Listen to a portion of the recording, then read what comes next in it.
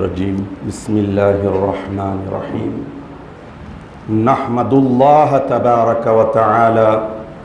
ونصلی علی رسولہ الکریم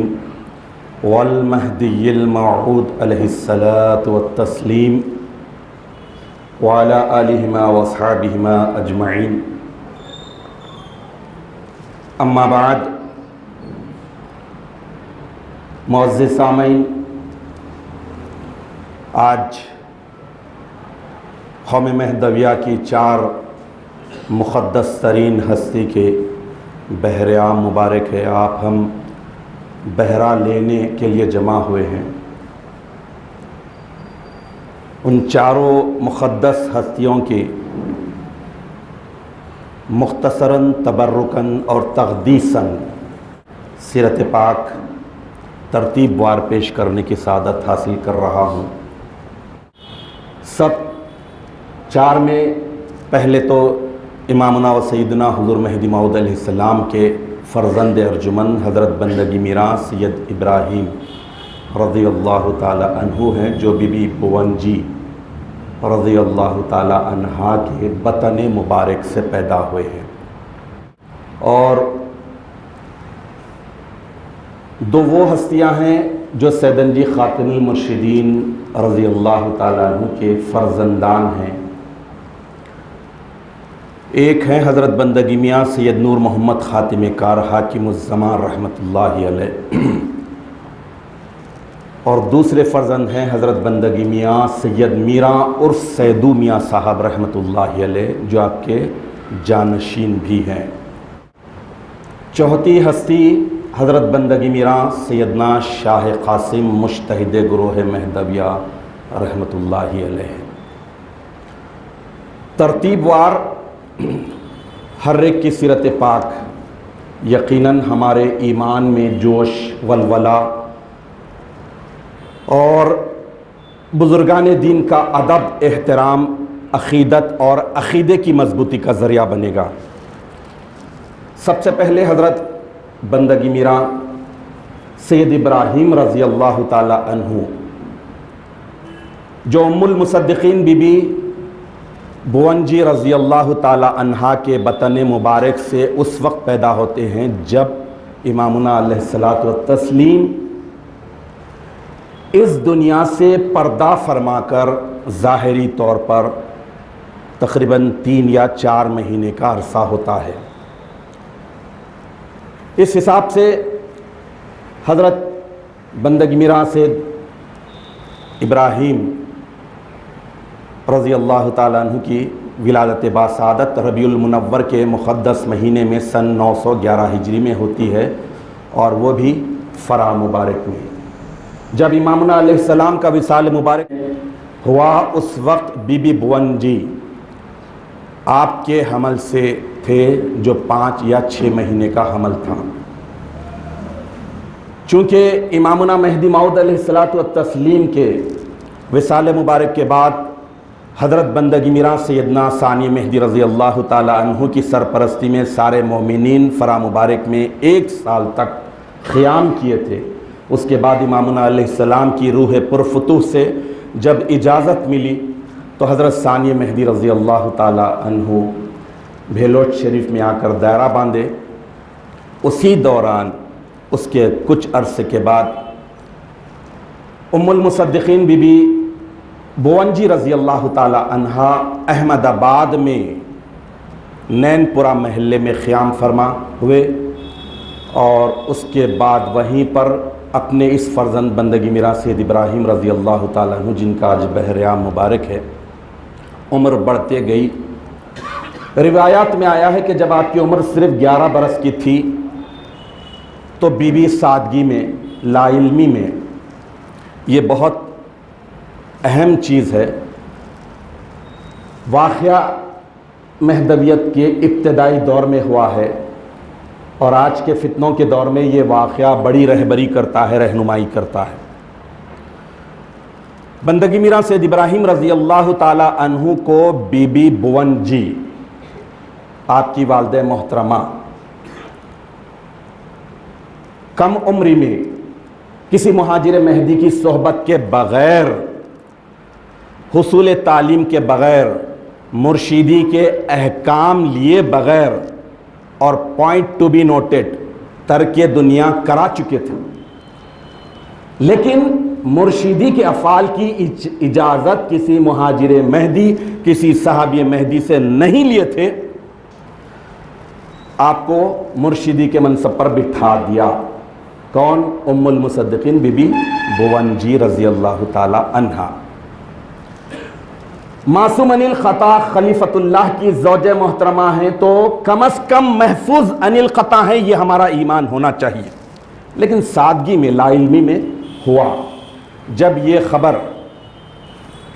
بندگی میاں سیدنا شاہ قنمیر صدیق ولایت حامل بار امانت بدل ذات مہدی رضی اللہ تعالیٰ عنہ کو پہنچی کہ شہزادہ مہدی بندگی میاں سید ابراہیم رضی اللہ تعالیٰ عنہ کو بغیر حکم ارشاد کے، بغیر کسی مہاجر مہدی کی صحبت کے مرشدی کے منصب پر بٹھا دیا گیا ہے، تو بندگی میاں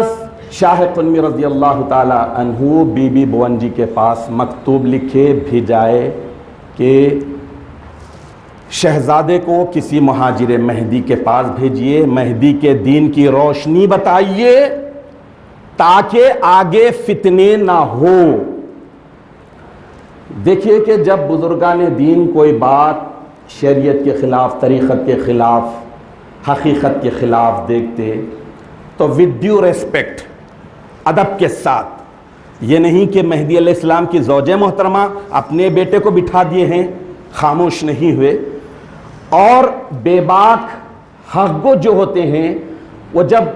تعلیمات کے خلاف کوئی چیز دیکھتے ہیں تو بلا تعامل اپنا پیغام پہنچا دیتے ہیں،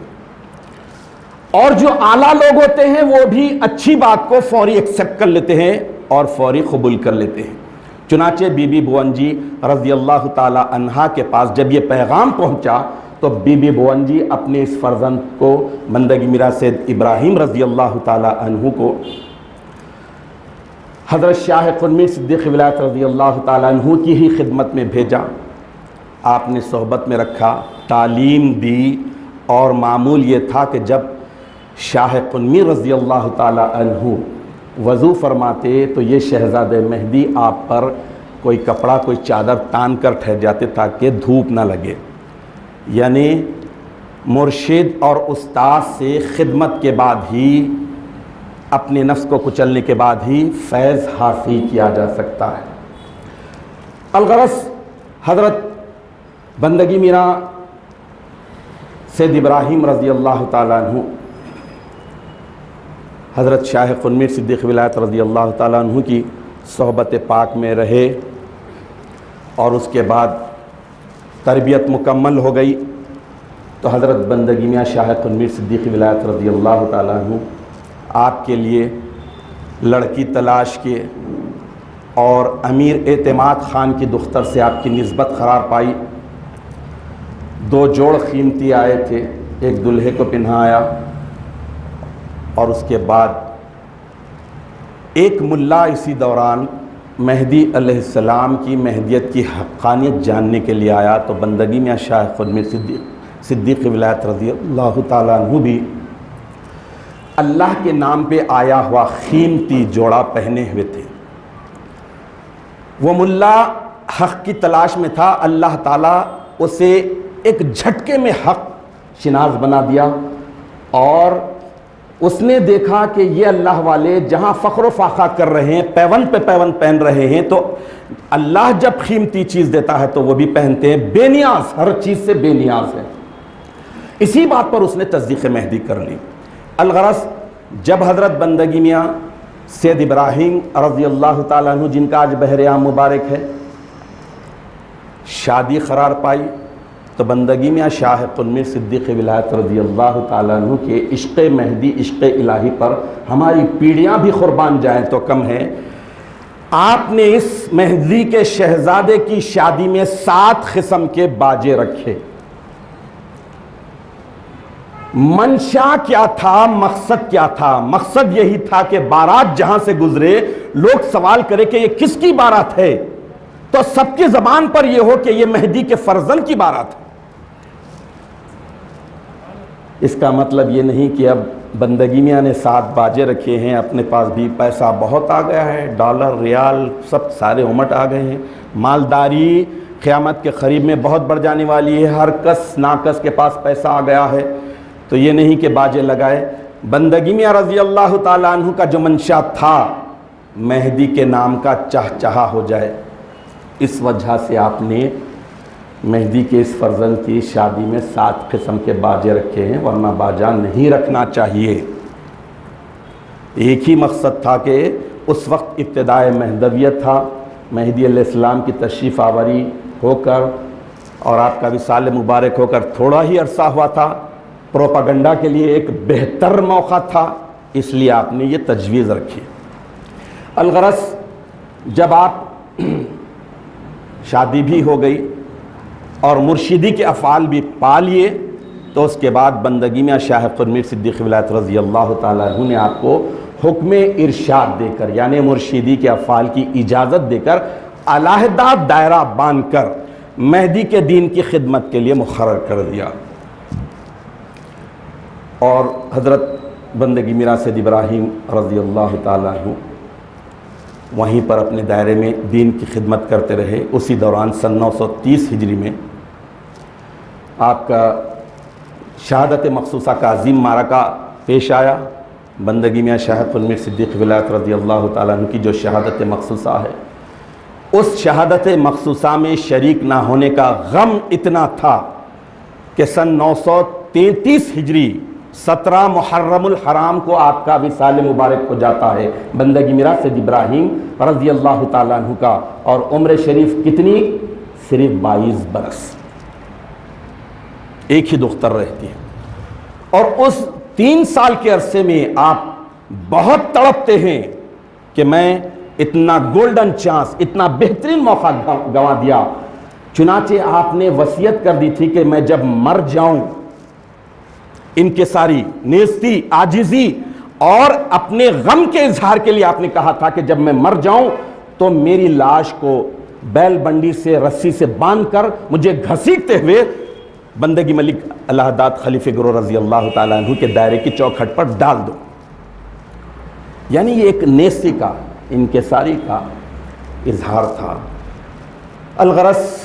صرف 22 برس کی عمر میں آپ کا وصال مبارک ہو جاتا ہے۔